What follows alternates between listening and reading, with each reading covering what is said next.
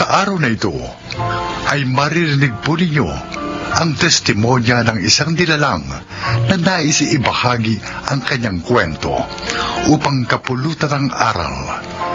Siya po ay si Crispin.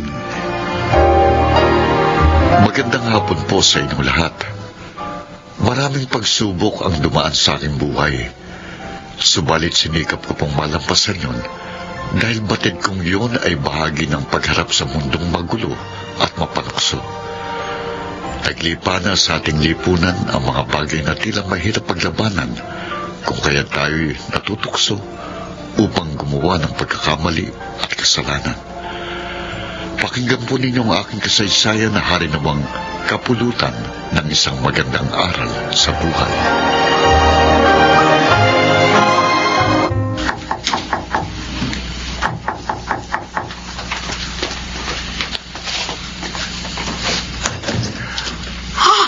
Melba? Crispin! Oh, Crispin, malaya ka na! Melba, salamat sa Diyos. Napagkaraan ng 10 taon, nakalaya na rin ako. Aimee! Aimee! Nay! Halika! Dali! May sorpresa ako sa'yo! Itay! Anak! Anak, payakap nga. Namiss kita ng gusto. Itay! Anak ko, dalagita ka na, Amy. Opo! 10 taong ka ba naman kasi sa loob ng bilangguan? Ang dami-dami ko ng pagkukulang sa inyo at kailangan kong makabawi. Ay, sandali lang ha. O, Amy, ikaw na munang bahala sa tatay mo at ipaghahanda ko lang siya ng makakain. Sige, gutom na nga ako eh. O, dyan muna kayo. Opo! Ang laki mo na talaga. May boyfriend ka na ba? Ay! Ang itay naman. Wala pa po sa isip ko yan. Dahil nagko-concentrate muna ako sa pag-aaral. Mabuti naman, anak.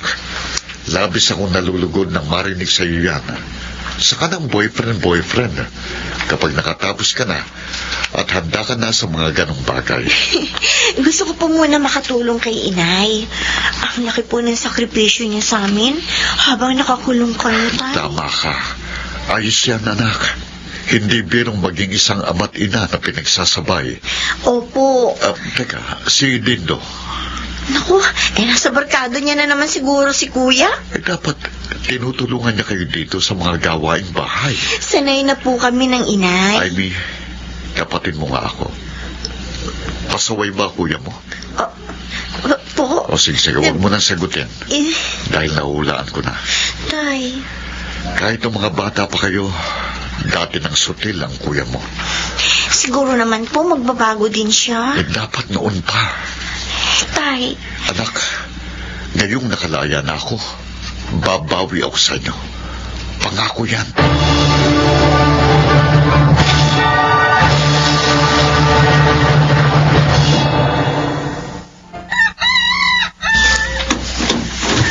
Oh, anak. Madaling araw na. Saan ka ba nang galing? Nakatulog na nanay at kapatid mo, kaya ako na lang ang naghintay sa'yo. Wala naman akong sinabing hintayin niyo ako Sara niyo na nga yan. Hanggang ngayon ba, hindi pa rin nawawalang hinanakin mo sa akin? Bakit? Madali bang kalimutan na ang aking ama ay naging masama? Dindo. Hindi naman kayo makakapagkaila Dahil yan, kalalabas nyo lang sa piitan. Dahil sumama kayo sa grupo nyong akyat bahay gang. Dala ng matinding pangailangan natin. Hindi kami masaya na ang ipinapakain nyo sa amin araw-araw ay galing sa pagnanakaw. Nagkataong kapit sa patalim lang ako, anak. Kapit sa patalim? O sadyang dati nyo nang gawain ng mga barkada nyo yan? Dito. Wala kaming kamalay-malay na ang bawat kanin at ulam na aming isinusubo ay galing pala sa inyong pagnanakaw. Ikaw na. Huwag mong isumbat sa akin lahat ng yan dahil kayo man ay nakinabang. Mas mabuti pang hindi na lang kami nag-aral ni Amy kaysa naman binabato ng mga tao sa amin ang masama niyong gawain. Masama na kung masama! Napilitan lang akong gawin ang mga bagay na labag sa aking kalooban dahil sa pag-intindi ko sa inyong pamilya ko. At kung ikaw ang nasa kalagayan ko, saka mo lang siguro maiintindihan ang ginawa ko.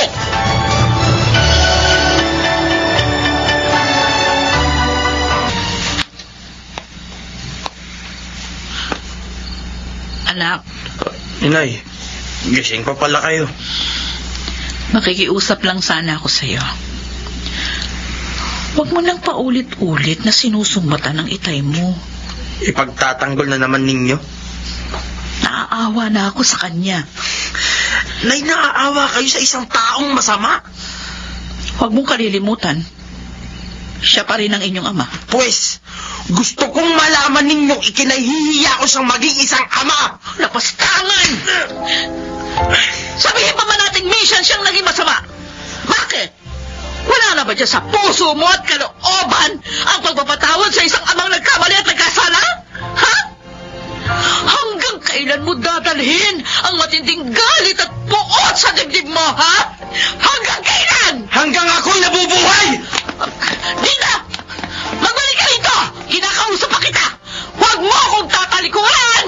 Dito!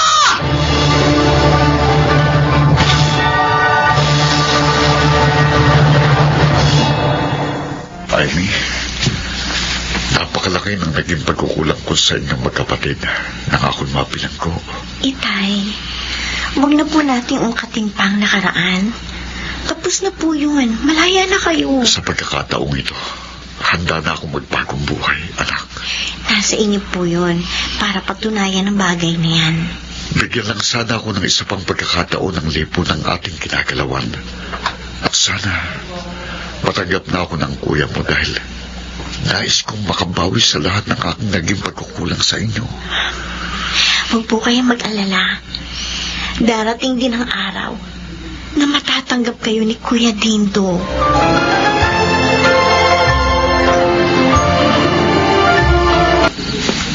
Crispin, bakit hindi ka pa magpahinga? Iniisip mo pa rin ang anak nating si Dindo? Melba, anong pwede kong gawin para mawala ang tindi ng galit at hinanakit siya sa akin? Bigyan mo na lang siya ng pagkakataon na makapag-isip-isip. Mahal ko kayong pamilya ko. At kung meron man lang sa inyong nagdaramdam sa akin, hindi na ako mapalagay. Nauunawaan kita. Gusto kong maayos ang gusot naming dalawa ng anak kong si Dindo.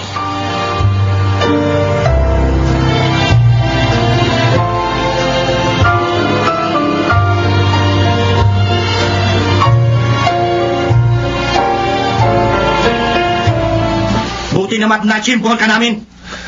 Ha? Hindi mo na matatakasan ang atraso mo sa amin. Teka lang. Magbabayad naman ako ng utang ko sa inyo eh. Huwag mo na kaming lokohin! Makalawang na ang taktika mo yan! Sandali ka lang makakabayad ng atraso mo. Pataling, anong gagawin niyo dyan? Anong gagawin niyo sa akin? Simple lang! Lalagyan ka lang ng gripo sa iyong tagiliran. At dito pa! Ha? Ha?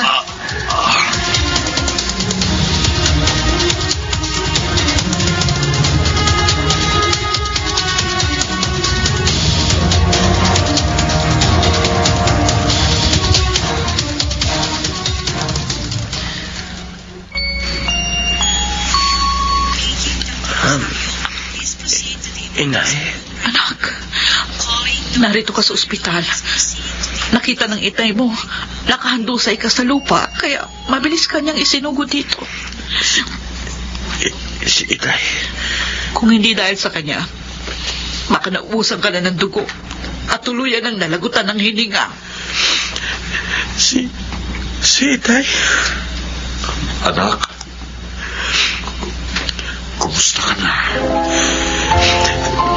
Itay. Sorry po sa mga nagawa ko sa inyo. Sorry po. Kalimutan mo na yun. Ang mahalaga, ligtas ka na. Sa ibinigay na pangalawang buhay ko ng Diyos, ipinangangako ko po sa inyo Hindi ko na po ito sasayangin. Anak, Sisikapin ko pong maging karapat-dapat na anak para sa inyo.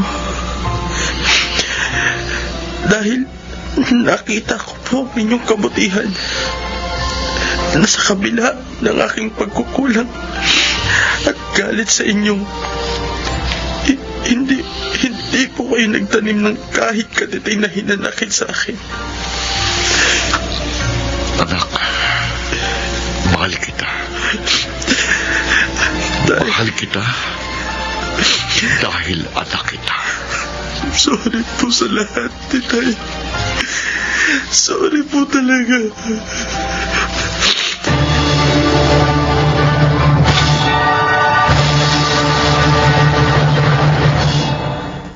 Walang pagsidlan ang kasiyahang nadama ko nang magkasundo na kaming dalawa ng anak kong si Dindo.